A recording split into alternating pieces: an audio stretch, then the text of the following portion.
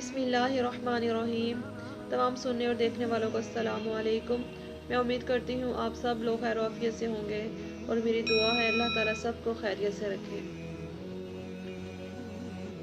آج کی اس ویڈیو میں حضرت موسیٰ علیہ السلام اور ابلیس کی ملاقات کے بارے میں بات کروں گی۔ حدیث شریف میں آتا ہے کہ حضرت موسیٰ علیہ السلام ایک دفعہ کہیں جا رہے تھے، رستے میں ابلیس ملا۔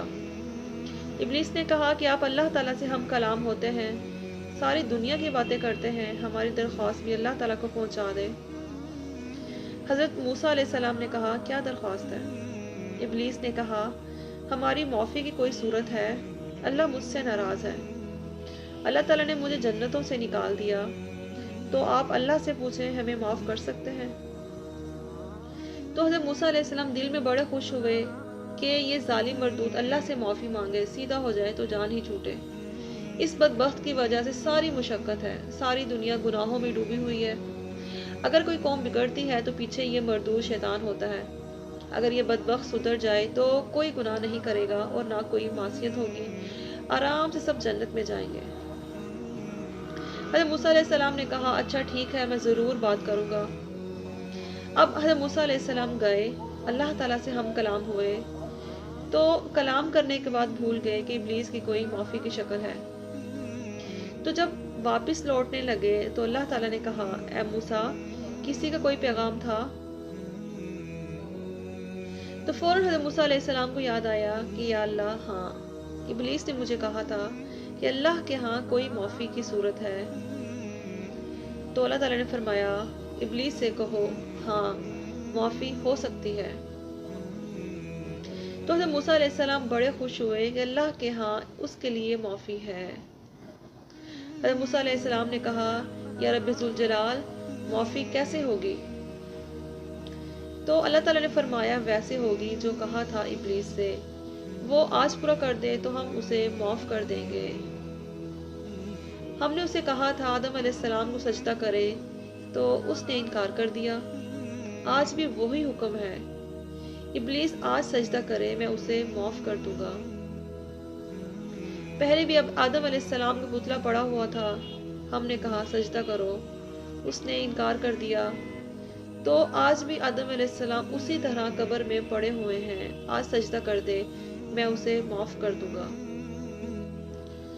آدم علیہ السلام اس وقت بھی زندہ نہیں تھے، آج بھی زندہ نہیں ہے، جا کے سجدہ کر دے، میرا وہ حکم آج پورا کر دے میں معاف کر دوں گا۔ تو حضرت موسیٰ علیہ السلام بڑے خوش ہوئے کہ اتنا آسان طریقہ، کوئی بھی شرطیں نہیں، تو جلدی سے واپس آئے۔ تو آپ اب بے چین ہے کہ جلدی سے ابلیس کو یہ خوشخبری سنا دو۔ ابلیس ملا تو ابلیس نے پوچھا اے موسیٰ اللہ نے کیا فرمایا؟ تو حضرت موسیٰ علیہ السلام نے فرمایا ابلیس تیرے لیے بڑی خوشخبری ہے۔ ابلیس نے پوچھا کیا؟